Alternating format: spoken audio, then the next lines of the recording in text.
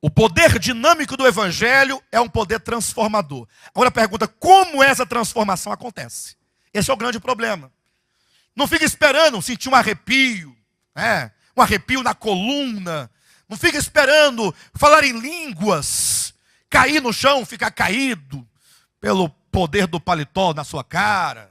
Não fica esperando essas manifestações sensoriais. Afinal, Deus é espírito.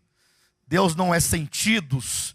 Nada tem a ver com a visão, com o olfato, com o paladar, com o tato. Deus é espírito. Como se dá essa mudança? E aí Jesus Cristo fala aquelas célebres palavras maravilhosas. Ele diz, olha, conhecereis a verdade, e a verdade vos libertará. Ele está dizendo, na medida em que você concebe a verdade, você será liberto. Isso implica que o que mantém as pessoas sob o jugo da escravidão, do pecado, são as trevas e a ignorância. Então pensem comigo, quanto mais você entende a verdade na sua mente, quanto mais você vai ganhando a compreensão dos fatos espirituais, você vai se libertando dos medos, vai se libertando das angústias, você vai se libertando, de acusações, você vai se libertando de tantas coisas que outrora oprimia. Eu falava ontem no estudo, na casa do irmão Rafael, ontem à noite, dando um exemplo, eu falei assim, quantos de nós aqui no passado, nós não tínhamos medo, por exemplo, de lobisomem? Tem alguém aqui que teve, no passado, na sua infância, medo de lobisomem? Deixa eu ver a mão. Está ali, muito bem. Alguém fica rindo. Não, é porque é normal. Olha, por que essas pessoas tinham medo de lobisomem?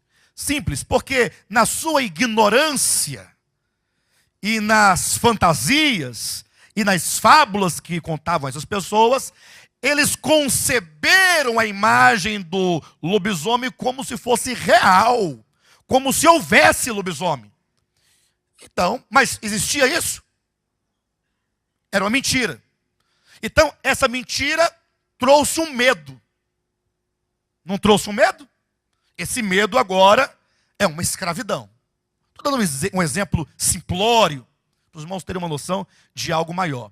Com o tempo eles foram crescendo, foram estudando, foram conhecendo a vida. E aí um dia eles conceberam claramente no coração de que lobisomem não existe. Lobisomem é apenas uma questão folclórica. Quando então a verdade acerca disso é concebida no coração, a pessoa é liberta daquele medo. Entenderam bem? Então é assim que Deus opera em nossas vidas. O apóstolo Paulo diz o seguinte, olha, não vos conformeis a este século. Ou seja, o grande problema nosso, o nosso grande inimigo é o século. É este mundo, é o cosmo. Então não vos conformeis, não vos moldeis a este século, mas transformai-vos. Então a ordem qual que é? Transformai-vos. E aí ele coloca, não somente no imperativo, mas ele te dá a ordem de que você deve se transformar você mesmo. Transformai-vos. Transforme-se, pastor Josué. Transforme-se, pastor Renato. João Batista, transforme-se. Você tem que efetuar mudanças na sua vida.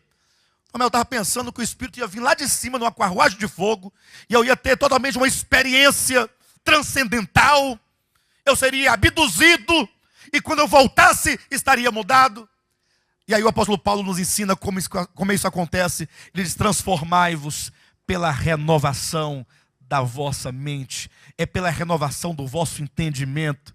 Na medida que você é exposto à verdade, a verdade vai te libertando dos medos, das angústias, das mentiras, dos engodos, dos sofismas. Você vai compreendendo então que a salvação de Deus, ela é segura, e não somente segura, mas é uma salvação absoluta. Não se pode perder tal salvação, porque a minha segurança não são as minhas obras, mas é a obra redentora de Cristo Jesus, e isto me liberta. Isso me liberta. E na medida então que essa verdade vai sendo concebida, o Espírito Santo vai sedimentando a verdade no seu coração, no seu entendimento, e aí muda-se a maneira de pensar e de entender, a sua mente vai sendo renovada, e ao ser renovada você vai sendo transformado, porque muda a mente, muda a pessoa. Então, o Evangelho de Jesus Cristo é um Evangelho que muda a vida das pessoas. Mas cuidado, não é mudar a vida financeira, Porque o falso evangelho diz o seguinte: você vai ter sua vida mudada, Deus vai pagar suas dívidas todas. Seu cartão de crédito que você não paga, seu cheque que está sem fundo na praça, seus empréstimos, seus tudo. Aí as pessoas querem uma mudança de vida, mas que tipo de mudança elas querem? Das coisas, do ter, do possuir. É uma mudança meramente quantitativa. E isso não passa de uma expressão de um espírito carnal, de um espírito decaído, de um espírito capitalista, de um espírito que confia nas riquezas para poder ter algum tipo de alegria, algum tipo de paz, algum tipo de satisfação, algum tipo de plenitude. Isso é um falso evangelho. Quando Cristo veio, Ele veio para curar as pessoas. Ele próprio disse: o Espírito de Deus está sobre mim, pelo que me ungiu para. Aí ele começa a citar o que ele veio fazer. Ele foi ungido para quê?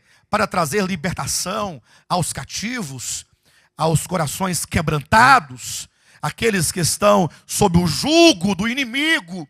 Ele veio te trazer não uma mudança quantitativa, mas uma mudança qualitativa, é de qualidade.